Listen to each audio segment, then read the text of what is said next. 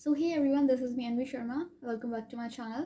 और आज की वीडियो में we are going to cover very interesting thing which is related to our education system. आज हम कम्प्लीटली एजुकेशन सिस्टम को जानना है, यहाँ पे जानने की कोशिश करेंगे। मेनली ऐसा होता है कि चाहे आप मतलब एजुकेशन की फील्ड से रिलेटेड वीडियोस देखते हो या नहीं, या फिर आपका बैकग्राउंड कुछ भी हो, कैसा भी हो, बट ये वीडियो जो है वो हर एक इंडिविजुअल को देखना चाहिए। Not only India but global level पे आपको हर एक इंसान को ये वीडियो देखना चाहिए अगर you are connected with the education system. Mainly this video is for the Indian people because मैं यहाँ पे जो इंडियन एजुकेशन सिस्टम है वहाँ को दिखाना यहाँ पे ज़्यादा प्रेफर करूँगी because I am from India. तो चलिए without any further delay let's start our study with basics. तो हमारे एजुकेशन सिस्टम को सबसे पहले हम इसमें बहुत ही ज़्यादा जो बेसिक्स चीज़ें रहती हैं उनको कवर करने वाले हैं। बेसिक चीज़ों में हम सबसे पहले एक समझेंगे कि व्हाट इज़ एजुकेशन और ये हमारे जो एजुकेशन सिस्टम है इंडिया का वहाँ पे कैसे एजुकेशन दी जाती है। तो सबसे पहले हमारे यहाँ पे मीडियम्स की बात कर लेते हैं, जहाँ पे डिफरेंट काइंड ऑफ मीडियम पाए जाते हैं। आपका सीबीएसई होता है, central board for the secondary education. दूसरा हमारा आईसीएसई बोर्ड होता है, Indian certificate for secondary education. फिर हमारा जो थर्ड रहता है, जो स्टेट लेवल पे बोर्ड प्रोवाइड कराए जाते हैं। फिर इसके बाद में हम यहाँ पे बात करते हैं टाइप्स ऑफ स्कूल्स की, जहाँ पे डिफरेंट काइंड ऑफ स्कूल्स जो है प्रोवाइड कराए जाते हैं हमारे इंडिया में। फॉर एग्जांपल आपका गवर्नमेंट स्कूल, आपका फॉर एग्जांपल आपका गवर्नमेंट स्कूल हुआ, प्राइवेट स्कूल हुआ, रेसिडेंशियल स्कूल हुआ। रेसिडेंशियल स्कूल बेसिकली मींस जहाँ पे आप एक फॉर्म फिलिंग करने के बाद में एक टेस्ट को क्रॉस करने के बाद में उस पर्टिकुलर एरिया में जाते हो और वहाँ पे आपके रहने खाने पीने की व्यवस्था पढ़ाई के साथ में की जाती है। फॉर एग्जांपल आपका जो नवोदया वगैरह के जो स्कूल हुए, फिर इसके बाद में आपका जो इंटरनेशनल स्कूल्स भी आते हैं, जहाँ पे आपके जो फॉरेन के बच्चे रहते हैं वो यहाँ पे अपनी जो है जो आपकी हायर एजुकेशन है उसको करने के लिए आते हैं। फिर आपके जो कॉलेजेस वगैरह होते हैं, यूनिवर्सिटीज़ वगैरह होती हैं, तो ये सारी जो है वो कंडक्ट कराई जाती हैं। इसके साथ ही हम समझते हैं कि जो हमारा सिलेबस होता है वो किस तरीके का होता है। तो मेनली हमारे यहाँ पे जो फॉलो किया जाता है वो सीबीएसई पैटर्न अलग रहता है, आईसीएसई बोर्ड का जो सिलेबस रहता है वो अलग रहता है। इवन आपका जो एनसीईआरटीज़ पार्ट रहती हैं वो मेनली ज़्यादातर हमारे अक्रॉस इंडिया फेमस है, जिसकी फुल फॉर्म होती है national council for the educational research and training syllabus. तो जो एनसीईआरटीज़ होती हैं इनकी कुछ सिलेबस चलते हैं। फिर हम लैंग्वेजेस की बात कर लेते हैं, तो ये हमारे जो इंडिया रहता है वहाँ पे डिफरेंट काइंड ऑफ लैंग्वेज हैं जहाँ पे आपकी जो स्टेट लेवल पे है वो प्रोवाइड कराई जाती है। फॉर एग्जांपल आपका जो सीबीएसई बोर्ड रहता है, आईसीएसई बोर्ड रहता है, वहाँ पे मेनली आपकी इंग्लिश देखी जाती है। बट मेनली जो आपके स्टेट लेवल के जो स्कूल होते हैं वहाँ पे मेन फोकस किया जाता है आपकी मदर टंग पर। इसके साथ ही आपके कुछ ऐसे सब्जेक्ट्स रहते हैं, फॉर एग्जांपल आपका सोशल साइंस हो गया, आपका फिज़िक्स, केमिस्ट्री, मैथ्स। तो ये कुछ सब्जेक्ट्स रहते हैं जो कॉमन ही रहते हैं, बट इनकी जो लैंग्वेज का समझाने का तरीका होता है वो मदर टंग पे बेस होता है।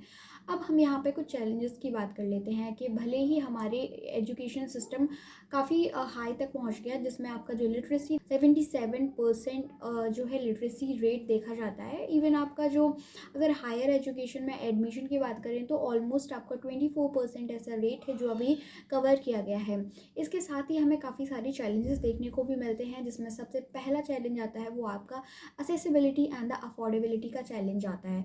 हम लोग देखते हैं कि जो भी टीचर हम लोगों को इन्फॉर्मेशन प्रोवाइड करा रहा है तो क्या वो हमारे दिमाग तक में जा रही है इन्फॉर्मेशन, या सिर्फ टीचर ने बोला और हमने उसको रट लिया। क्योंकि हमारे इंडिया में ऐसा मेनली कहा जाता है कि हमारे जो समझने की प्रोसेस होती है वो थोड़ी कम होती है और यहाँ पे चीज़ों को रटाया ज़्यादा जाता है, मतलब प्रैक्टिकल चीज़ें कम होती हैं और बोलने वाली चीज़ें ज़्यादा की जाती हैं।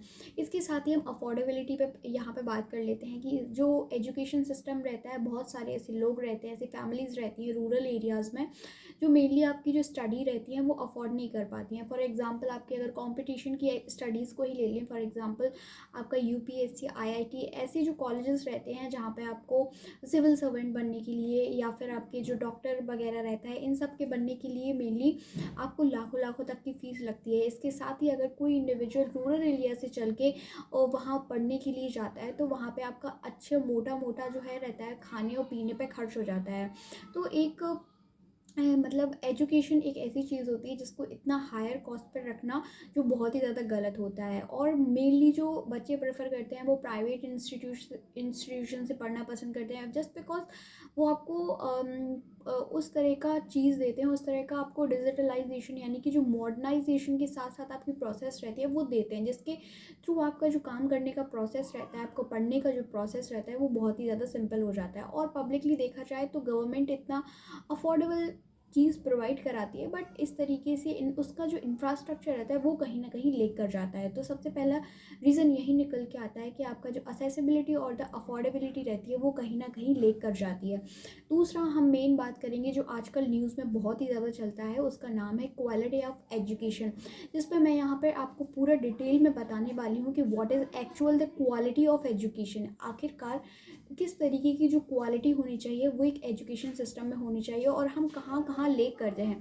मेनली हम देखा जाए तो पब्लिक इंस्टीट्यूशन में देखा जाए तो हर एक फील्ड में हमारा जो है लेक करता है।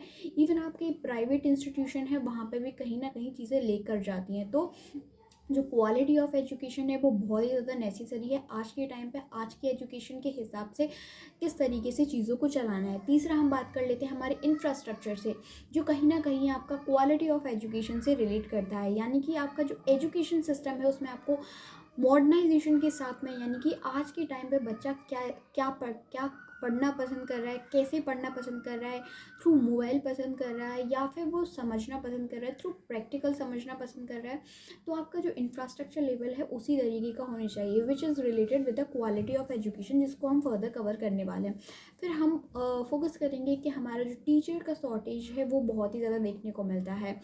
यानी कि अब जब हम ये बात किसी से नहीं छुपी है कि जो गवर्नमेंट टीचर होते हैं वो किस तरीके से लूप होल्स के थ्रू एडमिशन ले लेते हैं, या फिर जो एक्चुअल में परफॉर्मेंस अच्छी देते हैं वो कहीं ना कहीं लेकर जाते हैं बच्चे। तो टीचर का शॉर्टेज देखने को मिलता है, यानी कि बहुत सारे बच्चे होते हैं और टीचर अच्छे नहीं मिल पाते हैं और टीचर मिलते ही नहीं हैं, और जब मिल जाते हैं तो वो स्किल के बेस पे चीज़ें हैंडल नहीं कर पाते हैं। कभी देखा जाता है कि एक ही टीचर हिंदी पढ़ा रहा है, एक ही टीचर आपका इतिहास पढ़ा रहा है, तो अगर उसको नॉलेज है तो दैट इज़ गुड, बट अगर उसको नॉलेज नहीं है तो भी वो पढ़ा रहा है तो that is very unnecessary thing जो वो लोग कर रहे हैं। और ऐसा मेनली गवर्नमेंट में इसलिए देखा जाता है कि एक ही जो टीचर है वो दो सब्जेक्ट को कवर कर रहा है। ये तरीके से ये शो कर रहा है कि आप जॉब तो प्रोवाइड करा रहे हो, पर वो जो जॉब मतलब दो लोगों को मिलनी चाहिए थी आप उसको एक लोग को प्रोवाइड करा रहे हो, और एक लोग की जो सैलरी है उसमें उसको उसका बोनस प्रोवाइड करा रहे हो। तो ये गवर्नमेंट का नॉट ओनली कि जो हमारी रनिंग गवर्नमेंट है उसका, बट एवरी गवर्नमेंट जो पावर में आती है उसका ये लूप होल होता है। तो हमें इस पर बहस ना करके, डिबेट ना करके एक्चुअल में बात करनी चाहिए। फिर हमारी जो करिकुलम एक्टिविटीज़ रहती हैं उनका भी कहीं ना कहीं शॉर्टेज रहता है, जिससे बच्चे की जो आपकी क्रिटिकल थिंकिंग होती है वो कहीं ना कहीं लेक कर जाती है। यानी कि बच्चे की जो सोचने की क्षमता होती है मेनली वो कहीं ना कहीं लेक कर जाती है। फिर इसके बाद में अब हम क्वालिटी ऑफ एजुकेशन की बात करेंगे कि किस तरीके से आपकी जो टीचर की जो लर्निंग प्रोसेस है वो होनी चाहिए, और किस तरीके से जो आपकी क्वालिटी ऑफ एजुकेशन है वो काम करती है। और क्वालिटी ऑफ एजुकेशन का हमारी एजुकेशन में होना क्यों ज़रूरी है, even not in Indian education but globally देखा जाए तो सारे लोग क्वालिटी पे काम करते हैं। तो क्वालिटी में आपका मेनली सबसे पहले आता है कि आपको इफ़ेक्टिव टीचिंग जो मेथड होते हैं उनको यूज़ करनी चाहिए। बच्चा आज के बेस पे क्या पढ़ना पसंद कर रहा है उसके बेस पे चीज़ों को फॉलो कराना चाहिए। ये नहीं कि आपकी जो पुरानी इनिशियल आपकी जो नॉलेज है उसको आप गेन करा रहे हो। बच्चा अगर डिजिटलाइजेशन के साथ पढ़ना चीज़ों को पसंद कर रहा है तो आपको उस वे में उसको प्रोवाइड कराना चाहिए, सो दैट हमारी, क्योंकि यार ये हमारी फ्यूचर जनरेशन है। और अगर आज का बच्चा देखा जाए तो आज का बच्चा अगर अच्छे से नहीं पढ़ेगा तो हम फ्यूचर जनरेशन में हमारा जो इकोनॉमिक का लेवल है वो कहीं ना कहीं हमें डिग्रेड होते हुए दिखेगा। तो दिस इज़ वेरी इंपॉर्टेंट कि आपका जो एजुकेशन है बच्चों को वो छोटे से ही इस दिशा में दिया जाए, इस डायरेक्शन में दी जाए कि वो भविष्य में हमारी जो इकोनॉमी रहती है, जो स्किल रहती है उसके बेस पे काम कर सकें। फिर हम ये बात करते हैं कि जो ट्रेंड और मोटिवेटेड टीचर्स होते हैं उन पे काम करना ज़रूरी हो जाता है। फॉर एग्ज़ाम्पल अगर आप एजुकेशन के फील्ड में देखो और किसी सब्जेक्ट को उस टीचर का सब्जेक्ट दे दो, तो मतलब अगर वो उस चीज़ में स्किल्ड ही नहीं है, उसको उस चीज़ की नॉलेज ही नहीं है, वो टीचर ही मोटिवेटेड नहीं है, बच्चों को डिमोटिवेट कर रहा है, तो the person who don't know anything यानी कि बच्चा, तो वो किस तरीके से आपकी जो चीज़ें हैं उसको फ्यूचर के बेस पे मेंटेन करेगा और किस तरीके से वो अपनी जो पढ़ाई है उसको कंप्लीट करेगा। तो इसके साथ में एक्टिव लर्निंग टेक्निक भी होनी चाहिए, यानी कि आपको किसी तरीके से, जैसे फॉर एग्जांपल ज्योग्राफी का मैप पढ़ाया गया और मैप में बताया गया कि ये पर्टिकुलर लोकेशन में दिल्ली सिचुएटेड है। फिर अगर वो इंसान न्यू है और he is not aware about the maps, तो आप उसको डिजिटलाइजेशन के थ्रू पूरी अर्थ का व्यू दो और बताओ कि इस तरीके से हमारी जो कॉन्टिनेंट्स है वो डिवाइडेड हैं और उसमें जो है इंडिया का जो कैपिटल है वो दिल्ली यहाँ पे सिचुएटेड है जहाँ पे हम रहते हैं। तो इस तरीके से ये जस्ट एक एग्जांपल था। तो इस तरीके से आप प्रैक्टिकल बेस पे चीज़ों को बताओगे ना, तो that will be much beneficial for every student who are preparing.